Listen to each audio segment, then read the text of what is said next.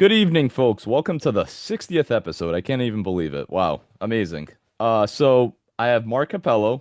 He produces the Patriots and Bruins for 98.5, one of my favorite radio stations. And feel free to introduce yourself and speak about your career.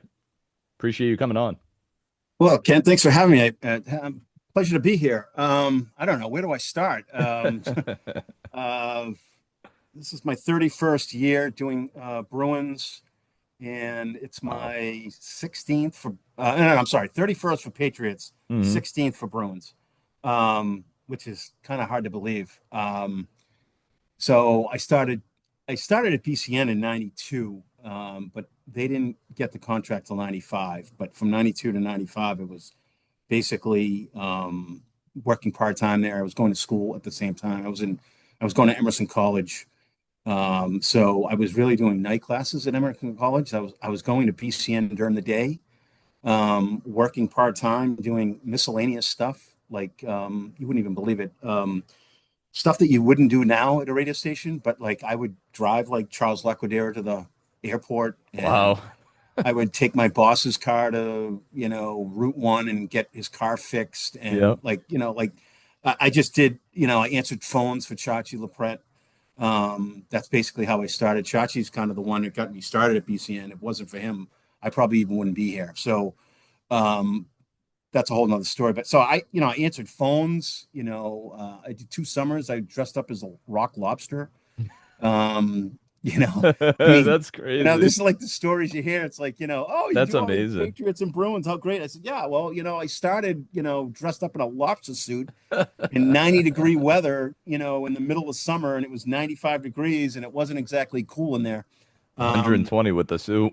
yeah. And so, I mean, you tell these kids today this type of stuff, and they're like, They well, I'd probably never do laugh. that. And Yeah, it's yeah, like, yeah. well, how do you think you gotta start somewhere, Hmm. and so it was kind of my way into the door, was doing this miscellaneous type of stuff. And then August of 94, WBCN got the contract rights for the Patriots after the Crafts had bought the team. Hmm. And I announced it, I believe it was August or September. They announced it on Charles Laquadera's show in the morning, and our first season would be in starting in preseason August of 95. So I was just timing was kind of everything. I was kind of already there. I was really a sports guy. I wasn't really a music guy, even though I love music, as you can see behind me, Pink Floyd and stuff. Oh, But that's awesome. like, Yeah. um, and my Doors guitar over there. Nice Anyway, little basement setup, I want to say. It looks like your basement. um, so um, I just got lucky. The timing was just perfect, and timing's everything in life, I guess. Yep. And so, I really wanted to be on the Patriots broadcast. I really wanted to do what I'm doing now, which is producing the broadcast, but I was not nearly ready for that type of gig. And I was also young. I was still in college.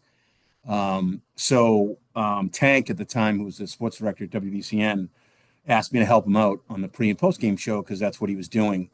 And that was kind of my way to get onto the show, which it was. And so from 95, so 95, 96, 97, 98, I did pre and post. But during those years, I would be going down to Foxborough and getting sound.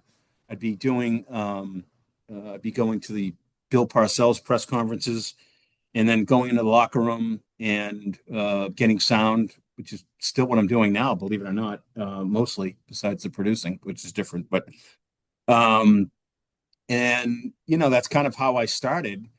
And I did that for 3 or 4 years. And then the producing job opened up in early of 99, and I really wanted it. And luckily I got it thanks to Oedipus and Tony Berendini, Tony Berendini was the general manager at the time.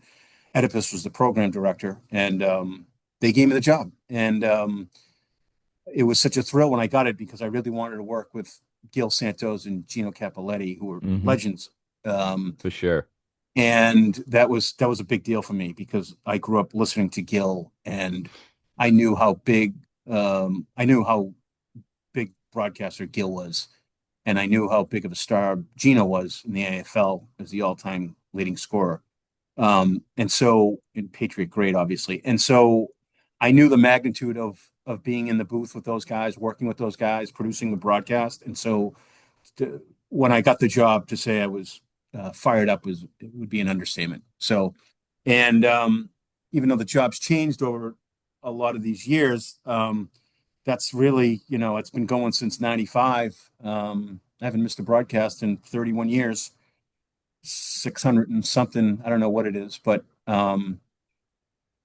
it's every Sunday. And it used to be my first child, and now it's my fourth. But I love doing it. And that's kind of the thing. And then when we moved to the Sports Hub in '09, we had the Bruins radio rights, Hmm. and the transition to do Bruins was pretty simple at that point, only because they had them, and I had been producing Patriots, so it kind of worked out that um, I got to start doing Bruins too. And so from now until February, it's kind of busy. Sometimes I'm doing doubles a lot. I'm doing Patriots in the morning and afternoon, and then doing Bruins games at night.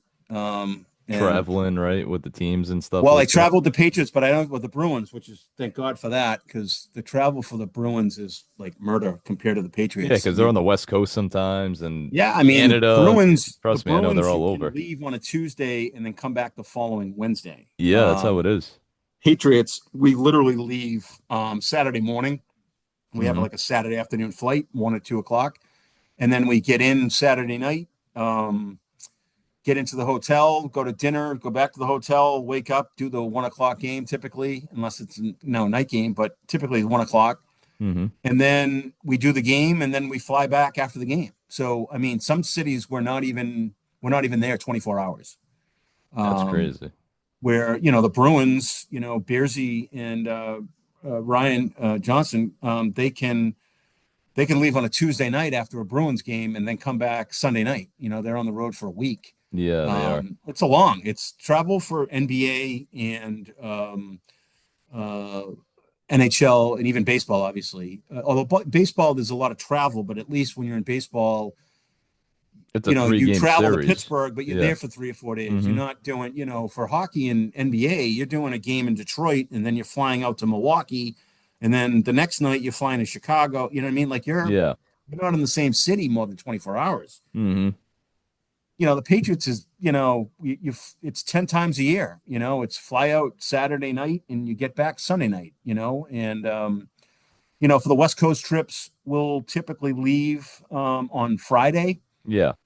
Anything west of Dallas, really, if we're in Denver or Arizona, obviously LA or Seattle, so on and so forth, we leave on a Friday.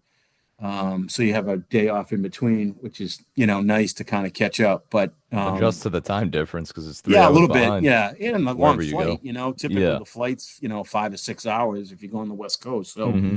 um, the extra day is nice to have, especially in some of these other cities. It gives you, and you're off because there's no media availability.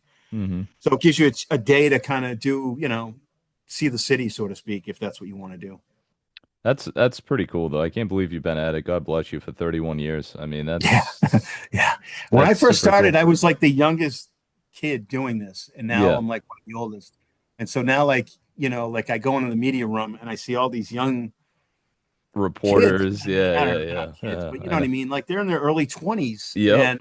and I feel old, man. I just, but like a lot of the photogs that are there, 4, 5, 7, Hmm. um, they've been there just as long as I have, Yep. 25, almost 30 years, They never you leave know, those jobs. It's like no. they're And rarely so, ever yeah, I open. mean, the workforce is different today. Hmm. It's like kids today, they have a job for like 2 to 3 years and they find something else. And some of them find something else 6 months later. Yeah. Like we're fossils in this business where we've been at it for 25, 30 years. Hmm. Like, it just doesn't happen anymore. It's kind of unfortunate, but that's kind of the way it is. But these young kids today, look, they're leaving for better jobs and they're No, leaving for more absolutely. money. Trying to better So I'm not themselves for I'm not sure. blaming them by No, any no, no, stretch. I absolutely. wish them well, and I don't fault them at all. But that's just the way it's gone, though. Like Hmm. so in any event, yeah, it's been a long haul, but it's been fun. It's been rewarding. I love doing it. Um, the responsibility's gotten a lot more with more stuff I've been tasked with, but it's been very rewarding No, to say the least. I see some of your stuff. You'll clip like, a presser outside, Vrabel's talking, and then you'll be tagged in it, and it's like, oh, Mark's doing this, Pat's Yeah, radio, whatever. It's like yeah.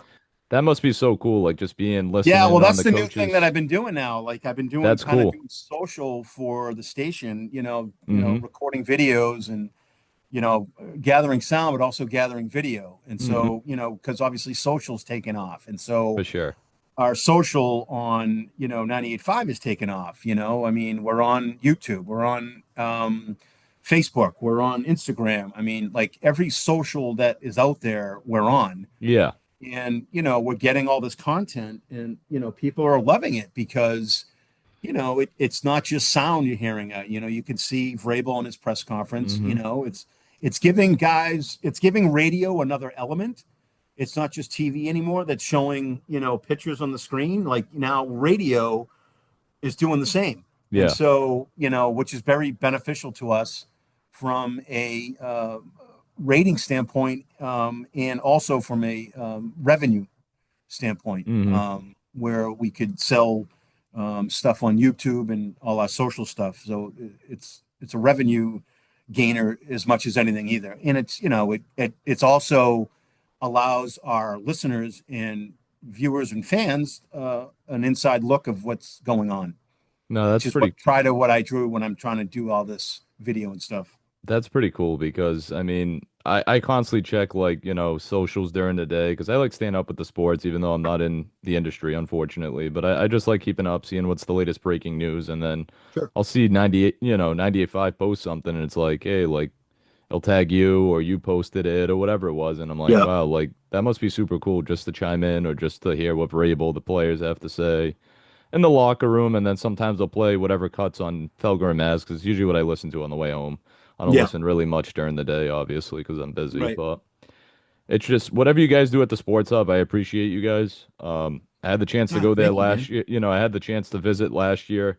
Dennis Knutson, probably one of your colleagues, one of your guys Yeah, that been at it. Dennis. I've known Dennis. He's been our Super, engineer for 30 super years. duper nice guy. Yeah, he's a good I friend of mine.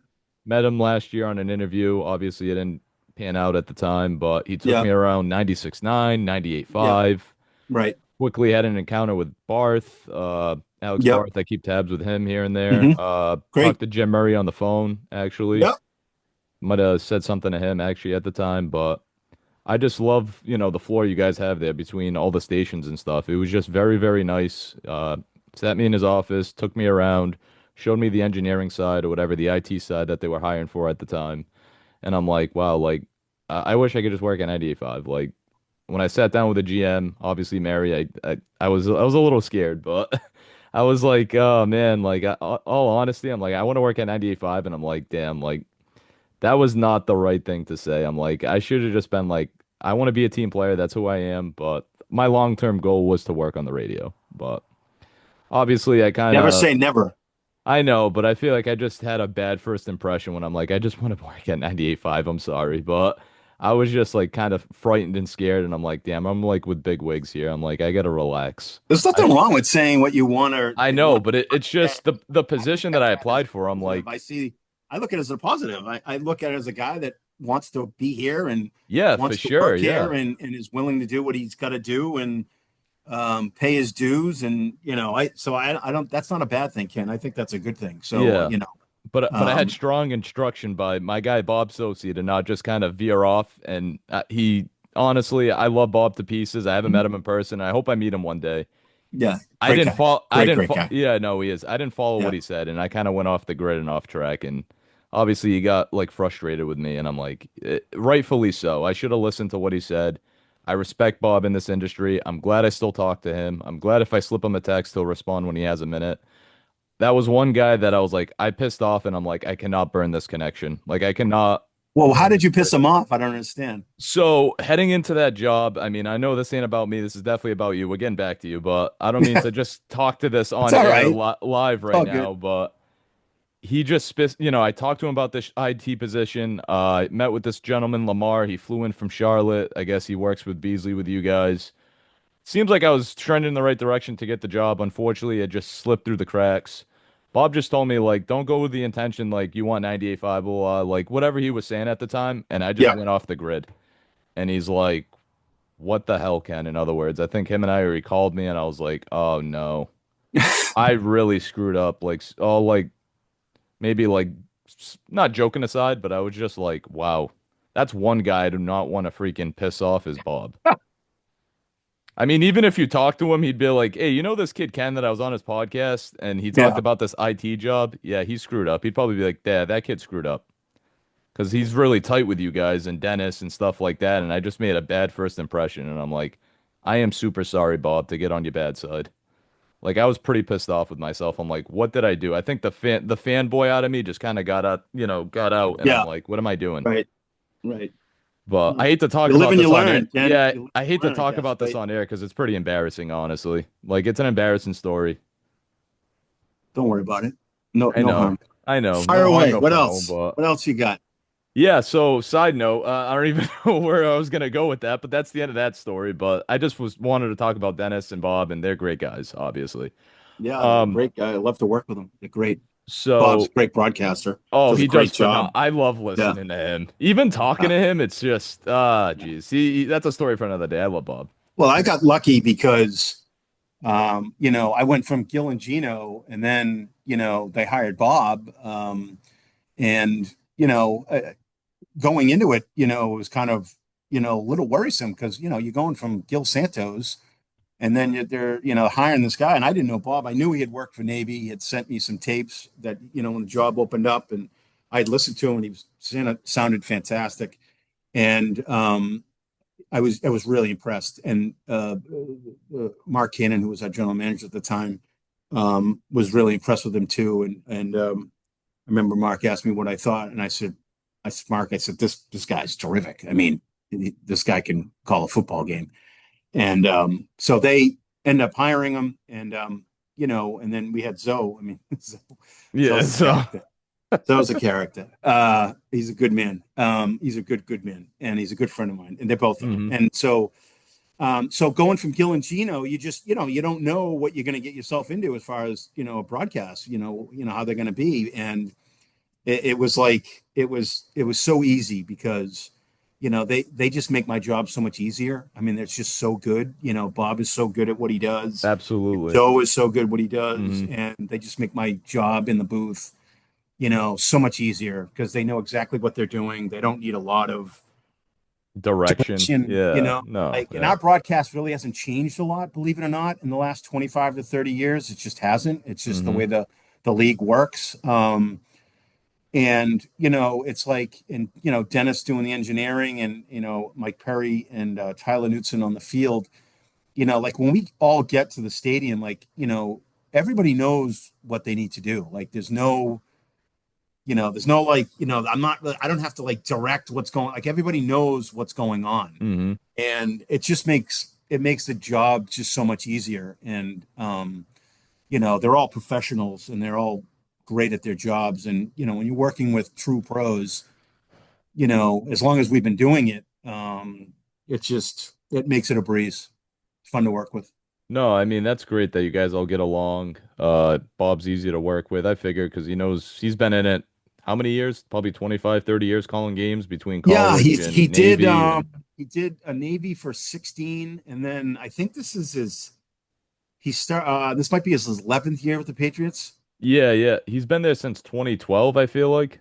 Could I be wrong? I Um might be wrong. it 20 11, 12. 2014, I think, was Oh, his first year. 2014. Okay. All right. So I Oh was no, off maybe by it a was couple years. 2013. Might have been 2013.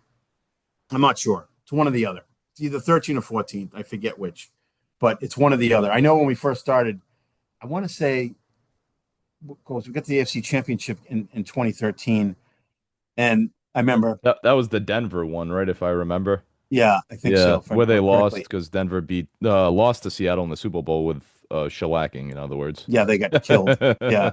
Um, and then they beat them in 2014, Seattle. Yeah. So I think 2013 was Bob's first year.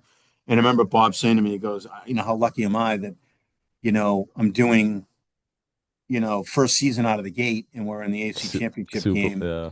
Yep. and then the next year we're at the Super Bowl, and he's like, guys, do this for 20 or 30 years and never get to the Super Bowl. Mm-hmm. That's a good And I point.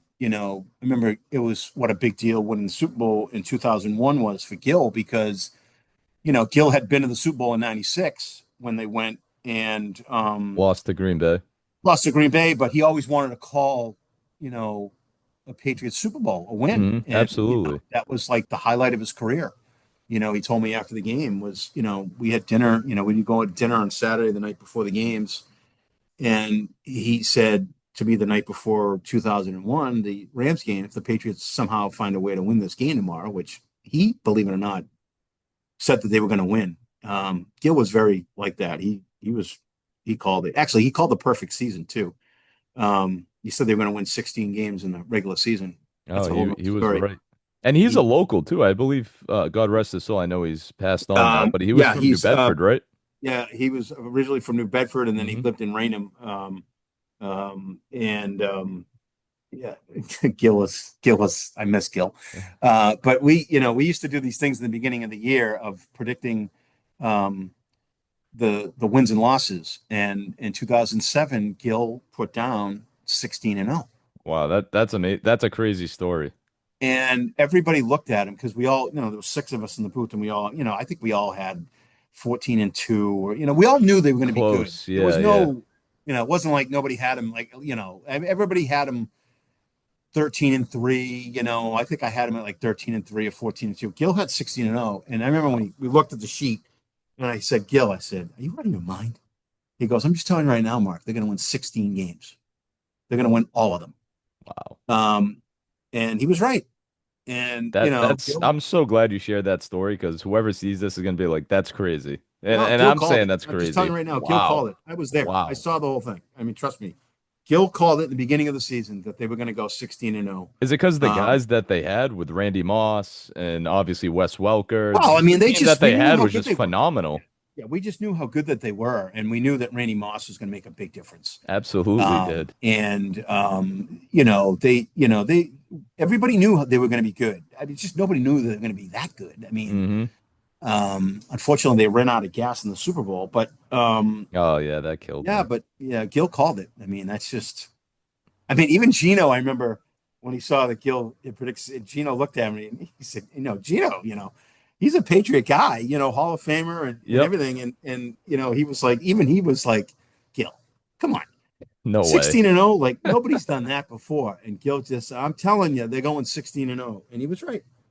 That's amazing. Yeah, Wow. he I was mean, right. And so, staying on the Gill topic, how was he after the Super Bowl? Because me being what the hell was I, 14 at in the oh time, 01, whatever. in oh No, 01, no, no, no. The '07 into '08 losing in Arizona against the Giants. How was he at the oh, it was, I mean, look, He must have been like distraught like everybody else because I we was were just all, we were all ticked. distraught. I mean, Yeah. it was a bad night, man. I mean, Yeah. they It was were, frustrating. they were probably like this close, They were. from winning, from 19-0. I mean, literally, I'm not even kidding. Like that, the ball hits the ground, it's incomplete. They win the game. Hmm. So, if Sante Samuel catches the ball, The sidelines. picks I it feel like I off, can picture that still, just him they like this. win. What if? What if? What if? I think, I think Bill Parcells nailed it. You are what you are. Yep. So, if Pete Carroll ran the ball in 2014, they don't They would have have that beat one. us. Yeah. Yeah. Yeah. So, you can play that game all day. You So can. they won six. Could they have won more? Yeah, but they could have lost more too. They could have four Super Bowls. So, I mean, That's a you can good make point. that argument all day. But Hmm. back to '07, it was just everybody was heartbroken to say the least. They were writing a book on Gil and Gino, and we had a writer that was followed us for the entire season. Wow. And the book was originally about Gil and Gino's broadcast career, and then as they kept winning, the book turned into the perfect season.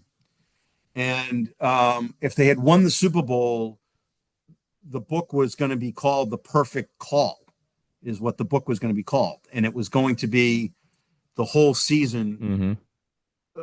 us broadcasting the perfect season. And then when they lost, they reverted to the old book and of just Gil and Gino's broadcast, Mm-hmm. and it was called A View from the Booth. And it was published, and it came out, and it was a very good book. I think you could still get it, and it's a terrific book on Gil and Gino in the broadcast and the inside look of our broadcast of how it operates and how it works on a daily basis. And so that's like a side note. But '07, I remember walking down to the field, and the confetti was still coming down, and the Giants was still celebrating on the field. And it was just a empty feeling of, I can't believe they've lost the perfect season. And Gil was just quiet. And the funny thing is, the next day, because we stay over for the Super Bowl, we didn't go back to the next morning. So we're at the team hotel, and we're in the lobby, and it was a big lobby, and everybody was in the lobby. It was in Arizona, and everybody was sitting in the lobby, and nobody was talking to anybody. Everybody was sitting by themselves, and this is like Patriots employees, like not just Yeah. us. It was Patriots employees, and we were all waiting to get on the team bus to take us to the airport to fly home. Everybody was sitting in the lobby, and nobody was saying a word. They were just kind of, it's like they had lost their dog. Yeah. They were Mm-hmm. they were off in space, and they weren't on the phone. They were just sitting in the lobby.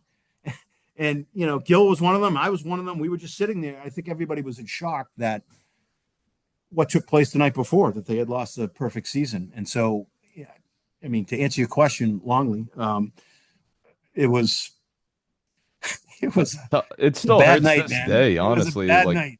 Yeah, it was a 16, bad. 17 years later, whatever it was, and I was a kid at the time, and It still hurts. it still hurts. And then losing in 2012 that against the Giants again, I'm like, Yeah, Jesus, it's another just game they could have win. I mean, it could have won if Welker catches the ball, they win. I don't know. Is it a good throw or is it a bad throw? I don't know. What do you that's think? him. That was like a slant across the middle, if I'm saying that right, wasn't it? No, it wasn't. Was it a Or was I slant? Well, he thinking was the down. '07 Super Bowl or '08 Super Bowl? I forget. He was Welker was down the field about, I don't know, maybe 10 yards or so. I don't know if it was like maybe um a late cut. But Hmm. so the question really remains, was it a bad throw from Brady or should Welker have caught it?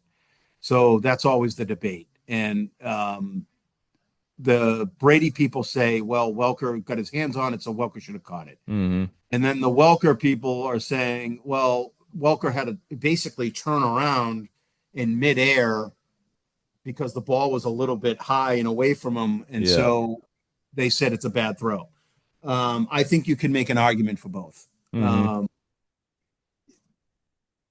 people, Brady lovers will say if he's getting two hands on the ball, the guy should catch the ball. Yeah. Yeah. Yeah. And it slipped through his hands. And the Welker people will say, well, yeah, he got it in his hands, but he had to Hmm. turn around and then, Yeah. so which side do you want? I don't know. Yeah. I look at it like he didn't catch the ball. Yeah. That's it. They lost. It Could it have is been a what it better is. throw? Yeah. Absolutely. Could he have caught it? Hmm. Absolutely. So, I don't know. I think Brady's even mentioned he could have made a better throw. So, I Yeah. Yeah. mean, Yeah. if he's telling you that, that's all you need to know. But I know we got 2 minutes left. So, Mark, thank you Sure. so much. I appreciate you sharing your career and then, going on the Pats topic. I really appreciate it. Thank you so much. Not at all. It felt like we have more to talk about. So, Yeah. but thank you for having me on. I appreciate it. No I problem, wish you the Mark. best of luck. Thank you, sir. I really appreciate it. Not at all. Thank you, Ken. I